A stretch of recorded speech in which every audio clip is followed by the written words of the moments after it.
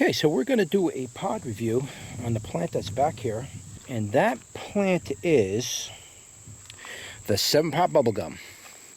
And I picked off most of the ripe peppers off it already, but there's still quite a few on here. They're just not ripe yet. So they're on there, just not ripe. And I think we got one there, we got one there. Got a couple down here. I'm trying to look for a fully ripened one.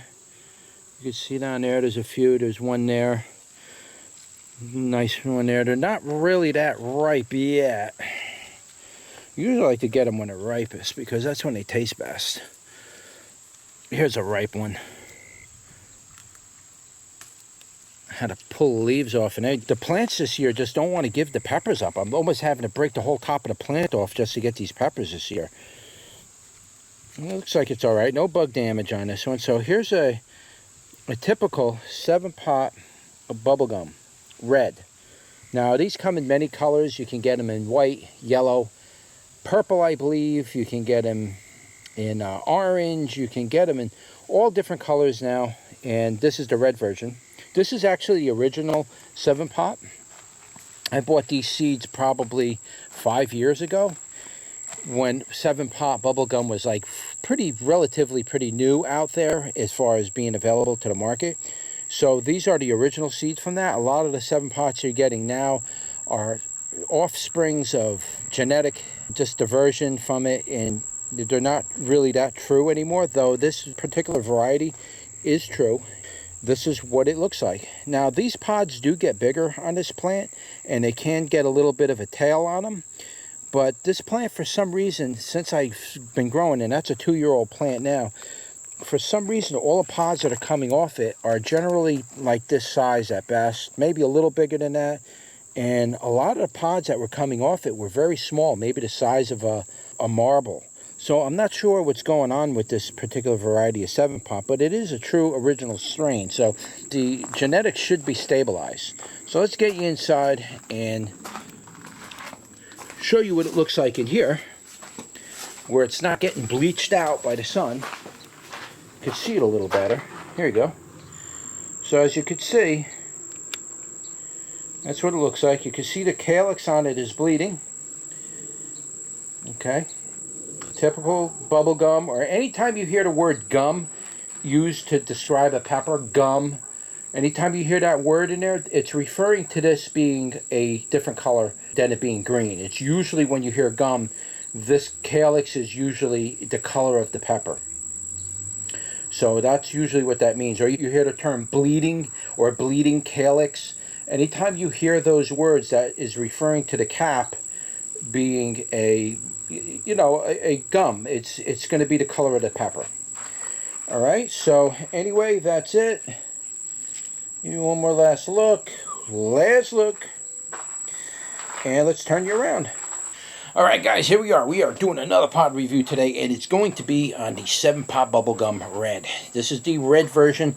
This is the original version, guys. This is the true version of 7-pot bubblegum.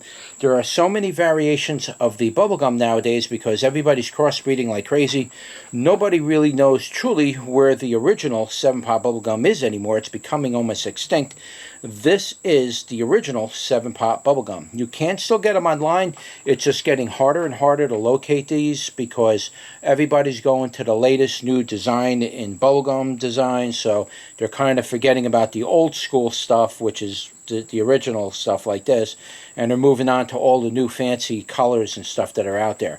So, we don't want to forget where our heritage came from. And so the original 7-pot bubblegum, it originally is the first pepper I know of to have a bleeding type calyx on it. I don't know of any other pepper that was doing the bleeding on it. And I bought these seeds basically right around when they first started becoming publicly available and you started hearing about 7-pot bubblegums. So it was like 4 or 5 years ago, and I have grown it on and off throughout the years. And it's a pleasure to grow this pepper because it can be very productive. This particular variety of 7-pot bubblegum doesn't make very large pods. But I'd be honest with you, I really don't think you want to eat a very large pod from this thing because it's really one of the hotter ones. It's up there with the brain strain and the butch tea, but I think the brain strain and this are up there in the hotter end of things. So without any further ado, let's give it a go. Ooh, that's sweet. What a beautiful taste on this thing. A little bit tangy though. Whew. I can feel it coming in. It's a creeper heat. It's got the typical scorpion type of it's got a typical scorpion type flavor to it. It doesn't taste like a scorpion per se, but it's got that super hot flavor. It's just got that kind of flavor, that type of fruitiness.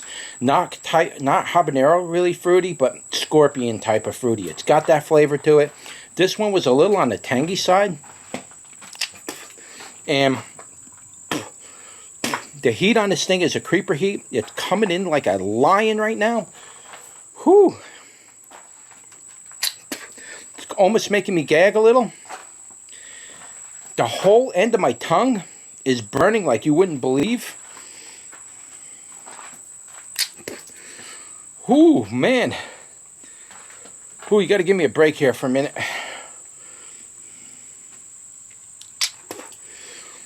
The whole thing is just absolutely cooking. The back of my throat is burning.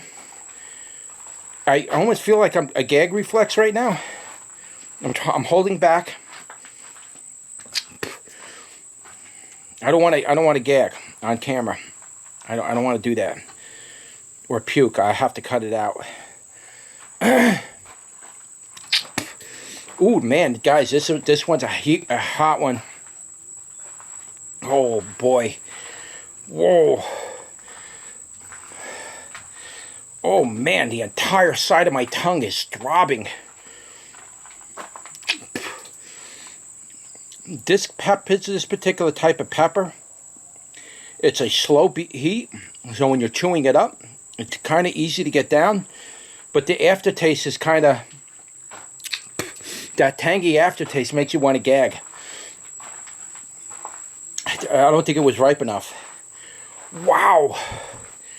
Whew. Painful. Very, very painful. I am spitting constantly because I don't want to swallow. That makes it worse. My nose is running. I feel like I want to gag. Oh my God. Whew, man. Wow, that is definitely hot. That one right there was pushing 1,000,000. That was pushing 1,000,000. My face is tingly. All here feels like it's burning. Oh man. Wow. Whew. What I will say is this pepper had me on that verge to go, ah! Ah! It was making me want to do that. That's what the pepper was wanting me to do. A lot. That tangy aftertaste just made you just, oh my God, I don't know what it is with that thing, man. Holy mackerel. They shouldn't have named that pepper the puke pepper. Oh, the heat on this thing is absolutely hot. The heat has to at least be 1,000,000 on this thing. Very painful. The thing I can pronounce about this thing, the most obvious thing about it, is that gag effect. Oh man, you don't want to play with the idea when you're gagging because you will heap it up. Once you start to go, ah! Once you start doing that, that's it. It's going to come out. Your body's going to expel it because now your gag reflex is taking place. And I don't want to puke it up. That's nasty. I've only puked like maybe 2 times from eating these peppers. And it's just, I'd rather not puke it up. I'd rather go out the other way, and that's fine. That doesn't bother me. Puking it out bothers me a lot. Man, I'll tell you right now, the heat on this thing was definitely somewhere around 1,000,000. Whew. No head rush. No euphoria. But the pounding of the heat from this thing was absolutely punishing to the mouth. The back of the throat is still, it's pounding like this. Oh my God. If I stretch my neck, I'm like, you stretch your tonsils a little, it hurts actually. Oh, not caring for that too much. The gag reflex thing was the biggest thing I noticed with this, eating this pepper. Just wanted to gag from it. I don't know why, but this one made me want to just like, just not even throw up. It's not that my stomach was wanting to expel it or anything. It's just I just wanted to go, puke, like almost. Just that feeling of doing that, you know? Oh, man. It's starting to come down a little now. The heat range was definitely in a million. I can't tell you if it's like 1.1 million or 980,000. You were in that million range with this thing. This thing was absolutely cooking, man. This thing was very painful.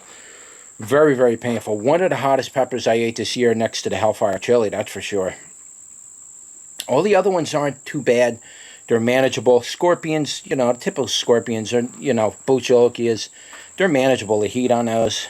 But this thing, no, this thing is punishingly hot, man. So if you really want to start moving up in heat, this is one of the upper end heats. This is definitely their peppers. Those bubblegums are definitely, you know, you're like I said, you're pushing in that million range. The flavor again on it was really nice, except for that tangy aftertaste, man. It was like, I talk about spicy a lot of times, right? And when I'm referring to spicy, I'm trying to give you an idea of that aftertaste that kind of sticks around sometimes for hours. It's just a latent type of spicy aftertaste that just doesn't go away no matter what you do. And this kind of has that a little bit. I'm still tasting it. Not so much the tangy part of it, though. I'm still tasting the pepper. Wow, you know, I'm cooking. I don't know if my face is red right here, because it burns right there pretty badly. Oh, I don't know if I touched my face or what, but it's still a nice pepper to eat. You really, with this particular type of pepper, you really want them to ripen all the way. I don't think this was ripened in the middle. If it's orange in the middle, but it's red outside, it's probably not fully ripe, and that's probably why you got that tangy flavor, yeah. If you look at it really good, you can see it's still kind of like orange in the middle. It's kind of, I ate it kind of too early. You really want this particular type of peppers, you really want them to ripen all the way if you don't want to get that tangy, gagging type of... I'll tell you what, the back of my throat is still hurting. It hurts. It actually hurts. It's not so much like stinging or anything. It feels like you hit it with a hammer or something. It hurts a little bit. Man, I don't know what that thing did, but maybe it caused my tonsil to swell or something. I hurt, man. That was pretty painful. I don't want to do any more of those for the rest of the year, that's for sure. That's it. That's your pod review for the 7-Pot Bubblegum Red Original. I'm going to say original because there's a lot of other 7-Pots that are getting watered down, and the genetics are just kind of losing it with that pepper, and you're going to just start getting other stuff out of it. This is the original 7-Pot Red Bubblegum. Don't forget to like and share and subscribe, and I'll see you on the next one. Take care. Whew.